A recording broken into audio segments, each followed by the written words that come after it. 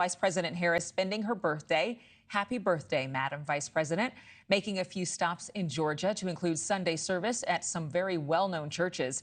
Harris visiting New Birth Church outside of Atlanta, Georgia, for a morning service led by Pastor Jamal Bryant, a former director for the NAACP and political candidate himself.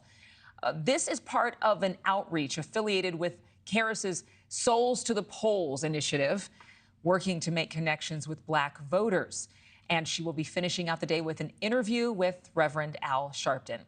This all coming at a time when early voting is happening all across the country. Over 12.5 million people have already cast their ballots. The swing state of Georgia, which always gets extra special attention for many reasons, especially following what happened in 2020.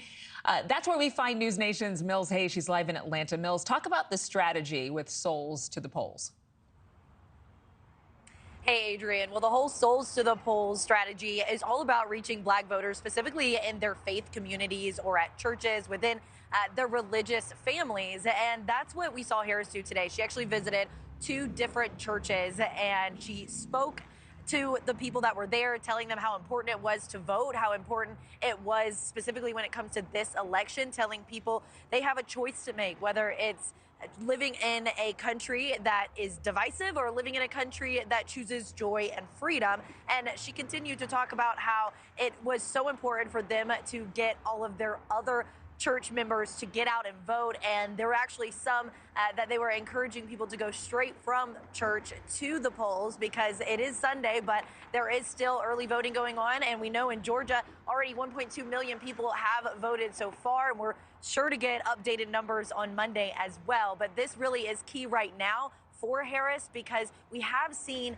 that when we take a look at Black voters nationally and where they're leaning, she's got about 80% of the Black voter support. That's down from where Biden was in 2020. He had about 90% of the vote. Listen to what Harris said earlier today. And so this is a moment that is challenging, I think, our fundamental values and challenging us as Americans and as people of faith. And as the Good Samaritan reminds us, it is not enough to preach the values of compassion and respect. We must live them. And she also brought out another celebrity. Stevie Wonder joined her at one of those churches as well. Thanks so much for watching. Go to joinnn.com to find News Nation on your television provider. And don't forget to click the red subscribe button below to get more of News Nation's fact-driven, unbiased coverage.